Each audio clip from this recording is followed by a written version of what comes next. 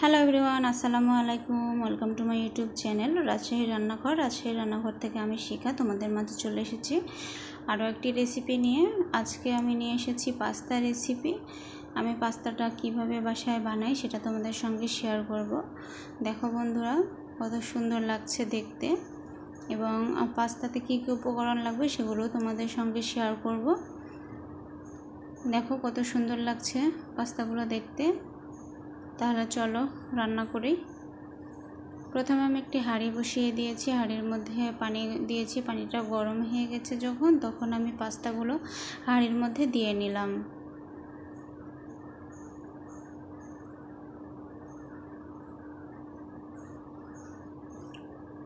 আমি সবগুলো পাস্তা এভাবে দিয়ে নিলাম। একটু নাড়াচাড়া করে দিব যেন নিচে লেগে না যায়। একটু পর পর নাড়াচাড়া করে দিতে হবে যেন নিচে লেগে না যায়। আমার পাস্তা দেখো বলক চলে এসেছে। আমি এভাবে নাড়াচাড়া করছি যেন বলকটা চলে আসে তাড়াতাড়ি। আর এর মধ্যে এখন আমি কি কি উপকরণ দেবো দেখো। আমি গাজর নিয়েছি, আলু নিয়েছি, টমেটো নিয়েছি, পেঁয়াজ, কাঁচামরিচ আর একটা ডিম নিয়েছি। এখন এই পাস্তাটার মধ্যে এই যেহেতু সিদ্ধ হতে হবে সেহেতু আমি এর মধ্যে দিয়ে দেবো গাজরটুকু দিয়ে দিলাম আর আলুটুকু দিয়ে দিলাম। আলু আমি ছোটো ছোটো করে কেটে নিয়েছি, আর গাজরটা আমি একটু চিকন চিকন করে কেটে নিয়েছি।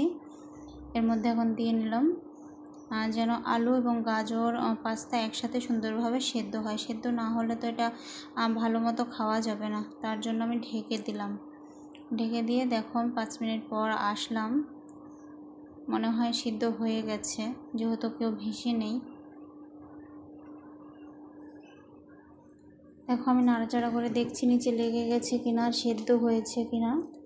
সেদ্ধ হয়ে গেছে, এটা আবার আমি ছাঁকনিতে ছেঁকে নিলাম। এরপর আমি একটা প্যান বসিয়ে দিলাম। প্যানের মধ্যে এখন আমি দিয়ে দেব পেঁয়াজ কুচি আর কাঁচামরিচ কুচি।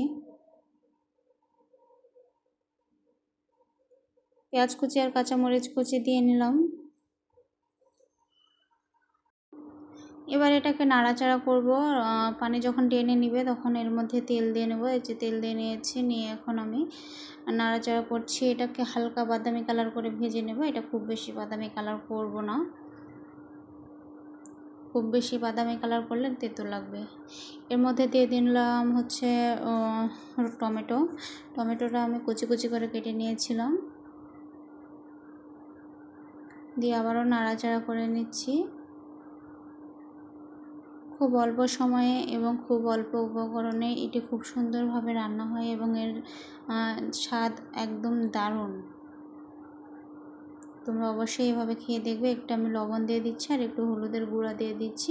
লবণটা স্বাদ আনার জন্য দিচ্ছি, হলুদের গুঁড়া দিচ্ছি একটু কালার নিয়ে আসার জন্য। এরপর নাড়াচাড়া করে দিচ্ছি।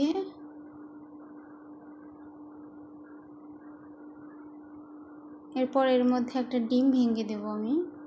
তোমরা চাইলে 2-3টা ডিমও দিতে পারো, কোনো সমস্যা নেই, তবে আমি একটা ডিম দিয়ে রান্না করব।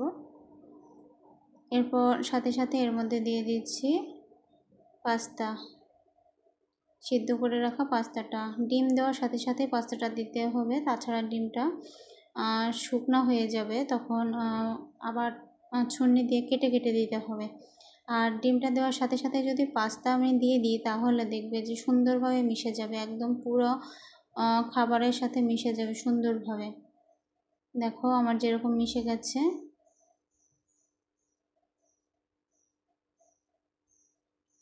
এ পর্যন্ত তোমরা লবণটা একটু চেক করে নেবা ঠিক আছে কিনা। যদি লবণ লাগে তাহলে আবার দিয়ে দিবা। আমার পাস্তাটা প্রায় রেডি। এবার আমি এটাকে তুলে নেব। দেখো এবার এটাকে আমি একটা প্লেটে পরিবেশন করেছি, কত ইয়াম্মি লাগছে দেখতে।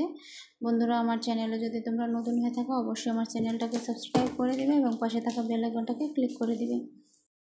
দেখো বন্ধুরা, আরও কাছ থেকে তোমাদের দেখাচ্ছি কত ইয়াম্মি লাগছে। যদি ভালো লেগে থাকে অবশ্যই একটা শেয়ার করে দিবে, লাইক কমেন্ট করবে।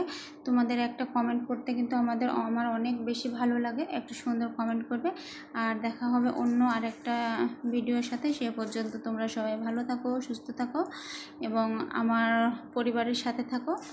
আল্লাহ হাফেজ, টাটা।